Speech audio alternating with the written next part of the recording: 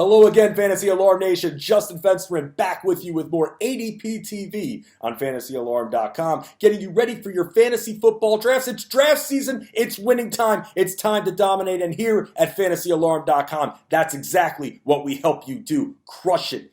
Players I like, players I don't like. I got the scoop for you.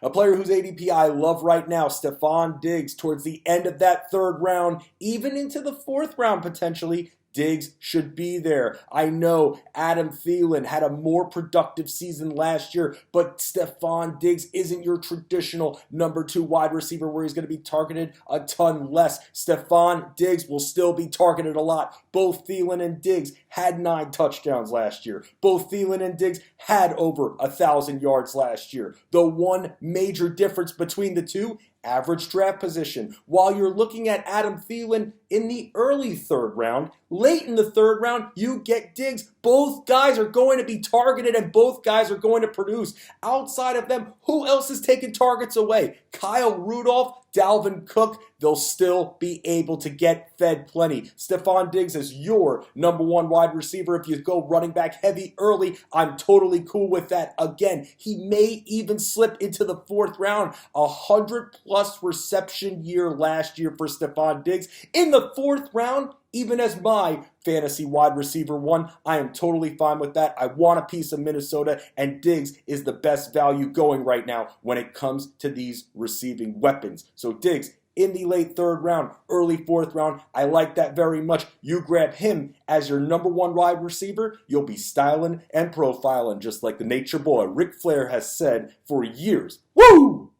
Another player whose ADP I really like right now, Jarvis Landry. Have we forgotten about this guy? Because sitting there in your 12-team leagues in the 6th round will be Jarvis Landry. I get it. Odell Beckham Jr. is there. He's very athletic. He makes some of the flashiest plays in the NFL. Well, that doesn't matter because Jarvis Landry will get less of a spotlight than Odell Beckham Jr., and that's going to work wonders for fantasy football players. This is a guy who still caught over 80 balls last season, and I get it with Odell Beckham Jr. being there, one of the best receivers in the game. That should still help Landry, and Landry will still get fed a lot from Baker Mayfield. A lot of people seem to think that Baker Mayfield has top 3 fantasy quarterback potential. So invest in the Browns, but invest smart when it comes to the Cleveland Browns.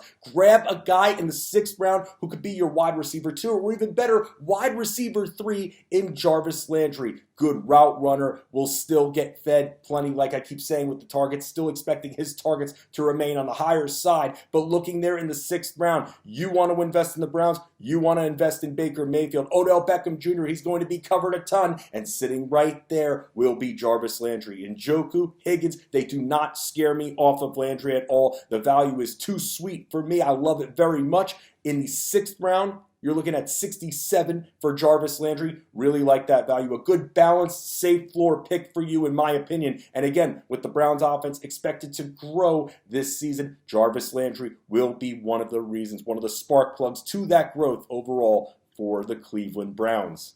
Player whose ADP I just really don't like is Deshaun Watson's out of Houston. Watson was on the run a ton as the Texans' offensive line did not help him. Watson was still able to find ways to succeed, losing receivers in the process throughout the season. Now, once again, Houston facing offensive injuries going into the season.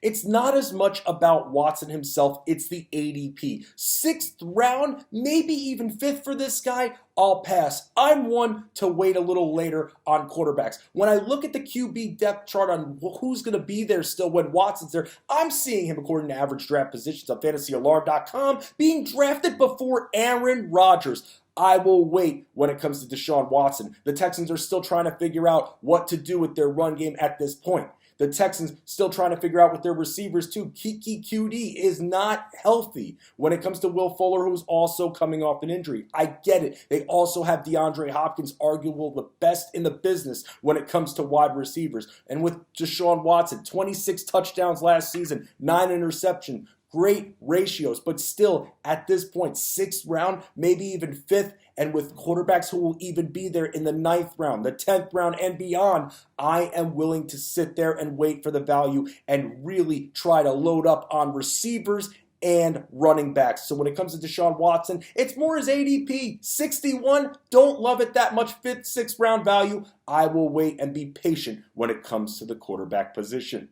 Another wide receiver whose ADP I really don't like at this point, Dante Pettis. At 88, you're still paying starter's price for the guy. And I know we want to anoint him the number 1 wide receiver in San Francisco. I get it, Jimmy Garoppolo is back and ready to go. But still, we don't know how active Tevin Coleman will be used in that passing game with Mike Shanahan. We don't know about the other receivers as well and their impact. Maybe Jimmy G likes another receiver like Marquise Goodwin or even Deebo Samuel better than Dante Pettis. And that's why I'm willing to invest a late draft pick on those guys instead of paying starter's price for Dante Pettis. Sitting there at 88, not targeted a lot last year at all. 27 receptions, not ideal. Yards per catch was great. 17 yards per catch, love that. But he needs to be targeted a lot still in order to accrue that fantasy production. Starter's price on a receiving core that just we're not sure about going into the season. Can't even lock this guy in